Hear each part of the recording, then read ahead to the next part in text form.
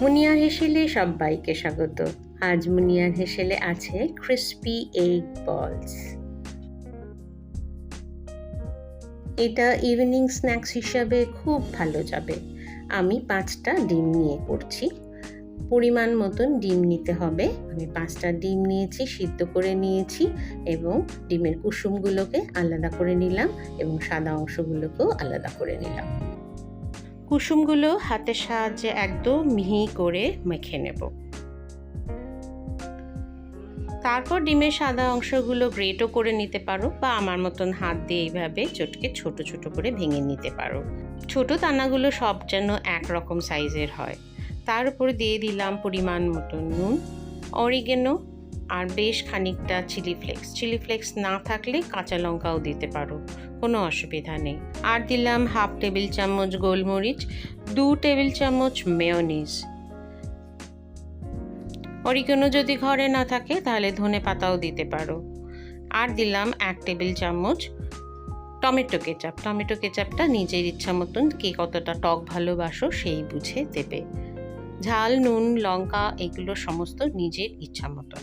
সব সুন্দরভাবে মিশে গেছে। এবার একটা মোজারেলা চিজ এইভাবে গ্রেট করে নিয়ে দিয়ে দিলাম। চিজটাও সব জায়গায় সুন্দরভাবে মিশিয়ে নেব। একটা পাত্রে জল নিয়ে নিলাম, তার মধ্যে অল্প একটু নুন নিয়ে নিলাম।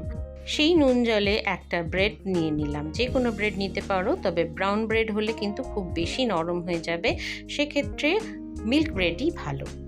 এবার 2 হাতের সাহায্যে সমস্ত জল চিপে চিপে বার করে দিলাম এবং 2 চামচের মতন ওই এগ ফিলিংটা দিয়ে দিলাম।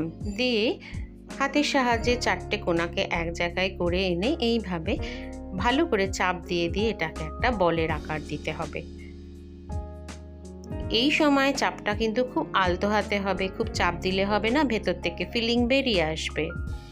খুব ধৈর্যের সাথে এই সময়টায় এটাকে একটা বল কিংবা একটা ডিমের আকার দিতে হবে, ঠিক এই রকম। একইভাবে সবকটা গড়ে নিয়েছি। আমার 5টা ডিমে 10টা বল হয়েছে।